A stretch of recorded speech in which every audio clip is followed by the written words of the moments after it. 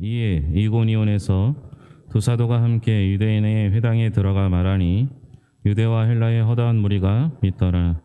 그러나 순종하지 아니하는 유대인들이 이방인들의 마음을 선동하여 형제들에게 악함을 품게 하거늘 두 사도가 오래 있어 주를 힘입어 담대히 말하니 주께서 그들의 손으로 표적과 기사를 행하게 하여 주사 자기 은혜의 말씀을 증언하시니 그 시내에 무리가 나뉘어 유대인을 따르는 자도 있고 두 사도를 따르는 자도 있는지라. 이방인과 유대인과 두 사도를 모욕하고 돌로 치려고 달려드니 그들이 알고 도망하여 루가오니아의 두 성 루스드라와 더베와 그 근방으로 가서 거기서 복음을 전하니라. 루스드라에 발을 쓰지 못하는 한 사람이 앉아 있는데 나면서 걷지 못하게 되어 걸어본 적이 없는 자라. 바울이 말하는 것을 듣거늘 바울이 주목하여 구원받을 만한 믿음이 그에게 있는 것을 보고 큰 소리로 이르되 내 발로 바로 일어서라 하니 그 사람이 일어나 걷는지라. 우리가 바울이 한 일을 보고 루가오니아 방언으로 소리질러 이르되 신들이 사람의 형상으로 우리 가운데 내려오셨다 하여 바나바는 제우스라고 하고 그 중에 말하는 자이므로 헤르메스라 하더라. 시외에 제우스 신당의 제사장이 소와 화환들을 가지고 대문 앞에 와서 우리와 함께 제사하고자 하니 두 사도 바나바와 바울이 듣고 옷을 찢고 무리 가운데 뛰어 들어가서 소리질러 이르되 여러분이 어찌하여 이러한 일을 하느냐. 우리도 여러분과 같은 성정을 가진 사람이라. 여러분에게 복음을 전하는 것은 이런 헛된 일을 버리고 천지와 바다와 그 가운데 만물을 지으시고 살아계신 하나님께로 돌아오게 함이라. 하나님이 지나간 세대에는 모든 민족으로 자기들의 길들을 가게 방임하셨으나 그러나 자기를 증언하지 아니하신 것이 아니니 곧 여러분에게 하늘로부터 비를 내리시며 결실기를 주시는 선한 일을 하사 음식과 기쁨으로 여러분의 마음에 만족하게 하셨느니라 하고 이렇게 말하여 겨우 무리를 말려 자기들에게 제사를 못하게 하니라. 유대인들이 안디옥과 이고니온에 와서 무리를 충동하니 그들이 돌로 바울을 쳐서 죽은 줄로 알고 시외로 끌어내치니라. 제자들이 들러섰을 때에 바울이 일어나 그 성에 들어갔다가 이튿날 바나바와 함께 더베로 가서 복음을 그 성에서 전하여 많은 사람을 제자로 삼고 루스드라와 이고니온과 안디옥으로 돌아가서 제자들의 마음을 굳게 하여 이 믿음에 머물러 있으라 권하고 또 우리가 하나님의 나라에 들어가려면 많은 환난을 겪어야 할 것이라 하고 학교에서 장로들을 택하여 금식 기도하며 그들이 믿는 주께 그들을 위탁하고 비시디아 가운데로 지나서 밤빌리아에 이르러 말씀을 버가에서 전하고 아탈리아로 내려가서 거기서 배 타고 안디옥에 이르니 이곳은 두 사도가 이룬 그 일을 위하여 전에 하나님의 은혜에 부탁하던 곳이라. 그들이 이르러 교회를 모아 하나님이 함께 행하신 모든 일과 이방인들에게 믿음의 문을 여신 것을 보고하고 제자들과 함께 오래 있으니라. 아멘. 찬양대의 찬양이 있겠습니다.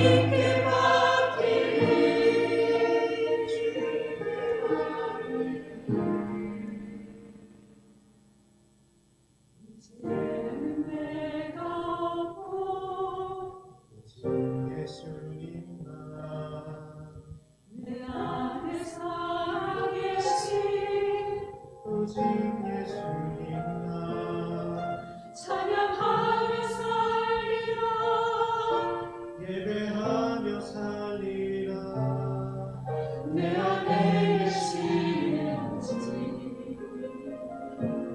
예수님만.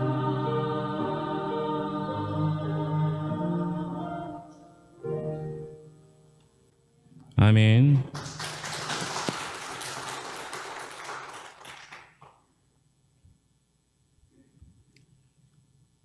네, 다시 사도행전을 보기 시작했고 지난주 13장 이제 오늘 14장을 함께 보고 있습니다. 지난주 말씀을 다시 살펴볼 필요가 있습니다. 이 13장 14장이 연결되기 때문에요. 바울이 핍박을 견디고도 복음을 전하는 첫 번째 이유는 사명 때문이라고 말씀드렸습니다. 우리가 사명이 있으면 무슨 일이든 할 수 있습니다. 사명이 있는 자에게는 하나님이 주신 그 뜻대로 행할 수 있기 때문에 그렇습니다. 바울에게는 이방인의 빛, 이방인을 위한 사도라고 사명을 주셨습니다. 바울이 그 사명을 가지고 하나님의 일을 감당할 수 있었죠. 문제는 사명이 있다 하더라도 우리가 그 사명을 계속적으로 해내는 것이 쉽지 않습니다. 똑같은 일을 할 때도 여러 번 반복적으로 힘든 일이 생기거나 고난이 오게 되면 그 사명을 가지고 그 사명을 지키지 못하는 이들이 더 많을 때가 많습니다. 그럴 때 필요한 것이 무엇이냐? 그게 은혜라는 것이죠. 바울은 자신이 주님을 믿는 사람들을 핍박하고 회방하던 사람이었다라고 고백합니다. 그런 바울을 주님께서 친히 찾아와 만나 주셨죠. 바울에겐 그게 은혜였습니다. 우리가 그럴 만한 자격이 있는 것이 아니라 하나님께서 친히 찾아와 나를 만나 주시는 그 은혜를 경험해야 합니다. 하나님이 나를 바라보고 계시고 나와 함께 하신다는 사실을 알 수 있는 것이 필요하죠. 이 은혜를 모르면 사실 아무것도 아닙니다. 하지만 은혜를 아는 사람은 핍박도 고난도 고통도 아무것도 아닌 게 됩니다. 모든 것을 할 수 있죠. 오늘 우리가 처음 불렀던 찬양 중에 후렴 부분에 이런 가사가 있습니다. 좁은 길을 걸으며. 여러분, 좁은 길을 걸으며 그 다음에 무엇이 나와야 하겠습니까? 좁은 길을 걸으면 사실 그 길을 가지 말아야 하는 것인지 아니면 돌아가야 하는 것인지 해야 될 텐데 의외의 반응이 나오죠. 좁은 길을 걸으며 밤낮 기뻐하는 것. 주의 영이 함께함이라. 좁은 길을 걸으며 밤낮 기뻐할 수 있어야 합니다. 좁은 길, 어려운 길, 힘든 길, 고통의 길을 걷는데 은혜를 아는 사람은 밤낮 기뻐할 수 있는 것이죠. 우리 성도님들에게 좁은 길을 걷더라도 밤낮 기뻐하십시오. 이렇게 말하면 이게 축복일까요? 저주일까요? 예? 저주예요? 여러분, 우리는 좁은 길을 걸으면서 밤낮 기뻐하거나 은혜를 받거나 이게 우리의 목적이 아니에요. 좁은 길을 걷는 것, 그냥 그 길에서 주님을 만나는 것, 그것만 있으면 되는 거예요. 거기서 뭐 큰 은혜를 뭐 큰 축복을 바라는 것이 아니라 그저 걷는 거예요. 주님이 명하신 그 길을 걷는 것. 이게 진짜 복이죠. 여러분들이 걷는 그 길에서 주님을 꼭 만날 수 있기를 바랍니다. 결국 바울은 핍박에 의해 이방인에게로 갔다가 또 핍박이 생겨서 다른 지역으로 쫓겨나게 됩니다. 그 후 14장 말씀이 이어지고요. 이 14장은 바울의 선교여행 1차 여행이 끝나는 지점입니다. 15장부터 바울이 이방인 선교를 했기 때문에 15장에 예루살렘 공의회 전체 회의가 모여서 거기서 이방 선교를 어떻게 할지 논의하게 되니까 14장에서 바울의 1차 선교여행이 마무리가 되는 것이죠. 바울이 그 이방 선교의 문이 전체 회의에서 열려진 다음에 복음을 전하러 간 게 아닙니다. 바울은 이방인의 선교의 문이 열리지 않은 상태에서 간 거죠. 여러분, 우리는요, 길이 있는 곳만 가는 사람이 아닙니다. 좁은 길을 가기도 하고 때로는 없는 길을 만들어서 가야 하기도 합니다. 그래서 믿는 사람들을 개척자, 프론티어라고 말하는 것이죠. 우리는 그 길을 가야 합니다. 주님이 명하시면 없는 길도 만들어 갈 수 있는 사람이 되어야 할 것이죠. 그 1차 선교여행의 마무리 부분인 오늘 14장 말씀에는 세 가지 사건으로 요약이 됩니다. 지역과 내용으로 나누면 다음과 같습니다. 첫째는 이고니온에서 복음을 전한 사건이고요. 둘째는 루스드라에서 나면서부터 걷지 못하는 사람을 고쳐주는 사건입니다.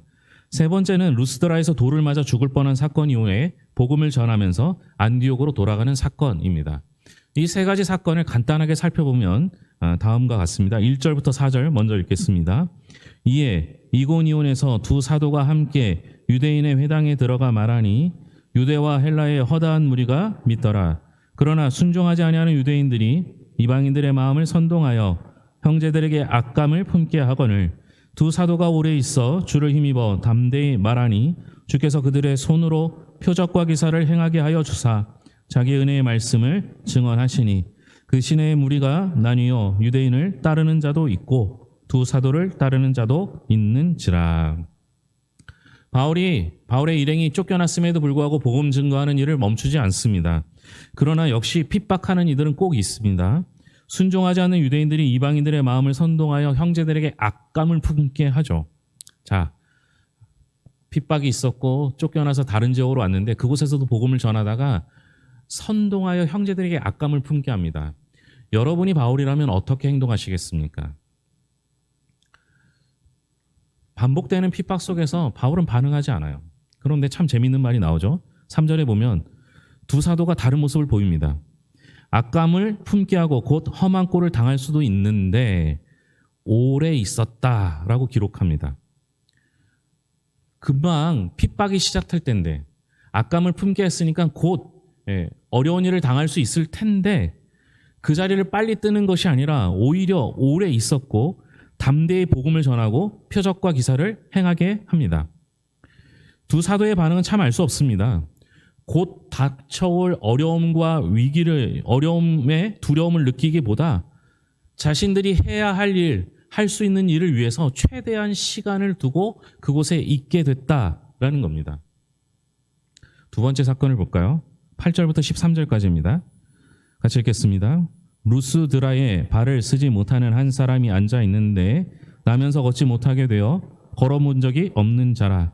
바울이 말하는 것을 듣거늘 바울이 주목하여 구원받을 만한 믿음이 그에게 있는 것을 보고 큰 소리로 이르되 내 발로 바로 일어서라 하니 그 사람이 일어나 걷는지라.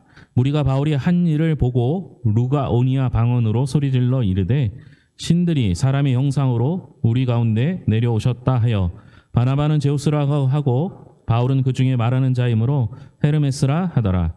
시외 제우스 신당의 제사장이 소와 화환들을 가지고 대문 앞에 와서 무리와 함께 제사하고자 하니.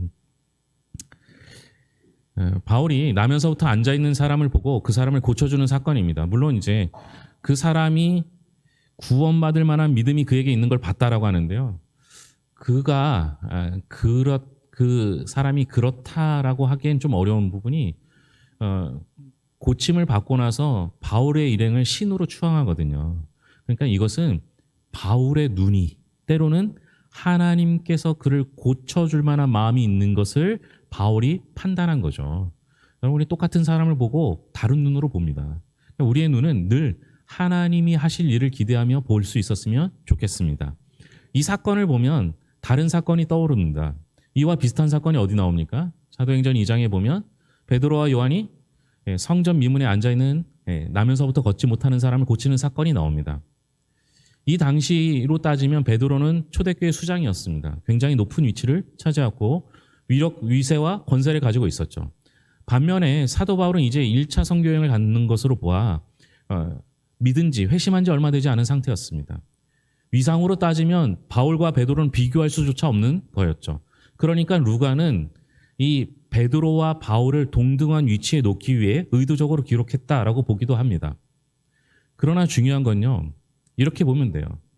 여러분 베드로도 고치는 역사를 이루었어요. 기적을 베풀었어요. 바울도 했어요. 그 다음은 뭐예요? 저도 할 수 있고 여러분도 할 수 있다라는 거예요. 이게 뭐가 중요합니까? 사람이 중요한 게 아니라는 거예요. 누가 기적을 베풀었는지가 중요한 게 아니라 누가 역사하셔서 그 일을 했느냐라는 거예요. 베드로가 한 게 아니고 바울이 한 게 아니고 베드로와 바울을 통해서 하나님이 하신 거라는 거예요.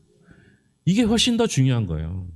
그러니 여러분 오늘날에도 우리를 통하여 기적은 일어날 수 있습니다. 중요한 건 뭐예요? 그럴 믿음을 볼 수 있는 눈을 가지는 게 중요한 거예요. 하나님께서 이 괴산 지역에 복음을 울려 퍼지게 할 수 있다라고 믿으십니까? 우린 그런 눈을 보는 게 필요해요. 그래야만 기적이 일어날 수 있어요. 왜냐하면 우리가 하는 게 아니라 하나님이 하시기 때문입니다. 세 번째 사건입니다. 19절부터 22절입니다. 같이 읽겠습니다. 유대인들이 안디옥과 이고니온에서 와서 무리를 충동하니 그들이 돌로 바울을 쳐서 죽은 줄로 알고 시외로 끌어내치니라. 제자들이 들러섰을 때 바울이 일어나 그 성에 들어갔다가 이튿날 바나바와 함께 더베로 가서 복음을 그 성에서 전하여 많은 사람을 제자로 삼고 루스드라와 이고니온과 안디옥으로 돌아가서 제자들의 마음을 굳게 하여 이 믿음에 머물러 있으라 권하고 또 우리가 하나님 나라에 들어가려면 많은 환난을 겪어야 할 것이라 하고. 유대인들이 안디옥과 이고니온에서 쫓아온 거예요. 바울이 있는 곳까지 따라와서 괴롭히는 거예요. 무리를 충동해서 돌로 쳐서 바울을 죽게 만듭니다. 후에 바울이 자신의 고난에 대한 이야기를 하면서 40에서 하나 감한 매를 여러 번 맞았고 돌로 맞아 죽을 뻔했으며 라고 표현했을 때 그 돌로 맞아 죽는 사건이 바로 이 사건이에요. 그런데 그 죽은 줄만 알았던 바울이 다시 일어납니다. 완전히 숨을 거두었던 게 아니죠. 그들이 그렇게 판단한 겁니다. 그 다음에 바울은 어떻게 했을까요? 맞아 죽을 뻔했어요. 여러분 같으면 어떻게 하시겠어요? 다시 바나바와 바울은요, 더베로 가서 복음을 전합니다. 어떻게 이럴 수 있습니까? 죽을 뻔했는데 죽음과 상관없이 복음을 전합니다. 나중에 바울이 나의 달려갈 길을 마치려 하면은 나의 생명을 조금 더 귀한 것으로 여기지 아니하고 라는 고백과 같은 고백이 되겠죠. 자, 이 세 사건을 간단하게 설명을 드렸습니다. 제가 이 세 사건을 간단하게 설명드리는 이유는 이 세 사건이 비슷한 사건인 듯 아니면 시간적으로 쭉 이어진 사건인 듯 보여도 좀 다른 것이 있습니다. 첫 번째와 세 번째 사건은 바울의 반응이 나타나지 않아요. 핍박을 당했어요. 고난을 당했어요. 어려움이 생겼어요. 그런데 어때요? 아무런 반응을 하지 않습니다. 저 같으면 화도 내고 하나님께 원망하기도 하고 따지기도 했을 텐데 불평하기도 했을 텐데 바울은 전혀 그런 반응을 보이지 않습니다. 오히려 어떻게 해요? 계속 복음을 전합니다. 핍박을 당해도 죽을 것 같은 고통이 온다 할지라도 다시 일어서서 복음을 전하는 게 바울의 반응이었습니다. 그런데 두 번째 사건은 완전히 다른 반응을 보이게 됩니다. 치유의 기적이 일어나고 그 지역 사람들이 바나바와 바울을 제우스와 헤르메스라고 합니다. 11절 12절입니다. 무리가 바울이 한 일을 보고 루가오니아 방언으로 소리질러 이르되 신들이 사람의 형상으로 우리 가운데 내려오셨다 하여 바나바는 제우스라 하고 바울은 그 중에 말하는 자이므로 헤르메스라 하더라. 과거에 오래전에 내려오는 전설에 의하면 이 지역 사람들이 신이 내려왔을 때 신인 줄 못 알아보고 그를 환대하지 않았다고 합니다. 그 신이 올라가서 삐져갖고 이 지역에 재앙을 내렸다고 하는 전설이 있었다고 합니다. 그래서 자신을 고쳐준 사람을 신으로 추앙하는 것, 환대하는 것은 자기들이 그동안 그 전설에 내려오는 실패를 반복하지 않기 위해서라고 설명하는 사람도 있어요. 중요한 건 뭐예요? 그들이 바울과 바나바를 어떻게 대했는가라는 거예요. 바나바를 제우스로, 바울을 헤르메스라고 합니다. 왜 이렇게 했느냐? 아주 간단해요. 제우스가 잘생겼고요. 헤르메스는 말만 잘하는 사람이라고 합니다. 그러니까 바나바가 훨씬 잘생겼고요. 바울은 못생겼어요. 그래서 그래요. 여러분 희망을 가지세요. 우리도 하나님이 쓰십니다. 못생겼어도 써요. 얼마나 감사한 일인지 모르겠어요. 더 놀라운 사실은 13절에 나옵니다. 같이 읽겠습니다. 시외 제우스 신당의 제사장이 소와 화환들을 가지고 대문 앞에 와서 무리와 함께 제사하고자 하니, 신으로 추앙하는 정도가 아니라 바울과 바나바를 놓고 제사를 지내려고 할 정도입니다. 완전히 신으로 추앙하는 거죠. 그러자 바울이 어떻게 합니까? 14절 15절입니다. 두 사도 바나바와 바울이 듣고 옷을 찢고 무리 가운데 뛰어 들어가서 소리질러 이르되 여러분이여 어찌하여 이러한 일을 하느냐? 우리도 여러분과 같은 성정을 가진 사람이라. 여러분에게 복음을 전하는 것은 이런 헛된 일을 버리고 천지와 바다와 그 가운데 만물을 지으시고 살아계신 하나님께로 돌아오게 함이라. 자신의 옷을 찢습니다. 핍박을 해도 자신을 죽이려고 해도 반응하지 않던 바울이 자신의 옷을 찢고 나도 사람이라 라고 말하고 천지를 창조하신 하나님을 증거합니다. 오늘 제목이 뭡니까? 신앙인이 핍박보다 더 조심해야 할 것입니다. 여러분, 박해보다 핍박보다 고난보다 더 무서운 게 어쩌면 칭찬입니다. 하나님이 하신 것을 가로채는 행위이기 때문입니다. 우리는 하나님의 도구인데 하나님을 드러내지 않고 자신을 드러내는 행위가 됩니다. 이게 교만입니다. 마치 요즘 우리가 예레미야를 통해서 보는 것처럼 바벨론의 모습을 담고 있는 것이죠. 바벨론은 바벨탑을 만든 그 바벨과 같은 얘기예요. 바벨탑이 어떤 사건입니까? 하늘까지 높아지려고 하는 사건 아니었습니까? 우리 교회는 십자가가 제 뒤에 있습니다. 제가 처음부터 이 교회를 만들 때부터 고민하고 십자가를 여기에 두었습니다. 요즘은 좀 살이 쪄서요. 십자가 많이 가려지죠. 그런데 제가 십자가를 제 뒤에 놓았던 이유는 말씀을 증거하고 예배하는 시간을 제외한다면 십자가를 가리지 않겠다라는 의지가 담겨 있습니다. 어떻게 해야 십자가를 안 가릴 수 있습니까? 십자가에서 이 자리에서 피하거나 엎드리는 방법밖에 없어요. 여러분, 목회자로 살다 보면요, 성도들의 칭찬을 목말라 할 때가 있어요. 잘한다. 우리 목사님 최고야. 우리 목사님 설교가 너무 좋아. 이런 얘기를 하지를 않으시지만 듣고 싶을 때가 얼마나 많은지 몰라요. 그런데 여러분, 그 이야기를 자꾸만 듣다 보면 어떤 일이 생길까요? 안 한 날 서운한 거예요. 자꾸 서운해지면 자꾸 그 얘기를 듣고 싶어 하는 건 하나님이 하신 것을 제가 가리는 거예요. 하나님의 자리를 제가 올라가려고 하는 거예요. 여러분, 하나님께서는 우리를 도구로 쓰십니다. 우리는 도구일 뿐이에요. 자꾸만 여러분, 칭찬받는 것을 좋아하지 마세요. 우리는 충분해요. 제가 별로 그렇게 칭찬에 인색한 사람이라. 그런데 여러분, 제가 칭찬하지 않더라도요, 여러분들은 칭찬과 인정을 어디서 받으셔야 돼요? 하나님께 받아야 돼요. 하나님이 인정해 주시면 되잖아요. 하나님이 칭찬해 주시면 되잖아요. 내 이름을 드러내는 것, 내가 높아지려고 하는 것, 남 위에 군림하려고 하는 생각들을 버리셨으면 좋겠어요. 우리가 이 일이 두려운 이유는 무엇입니까?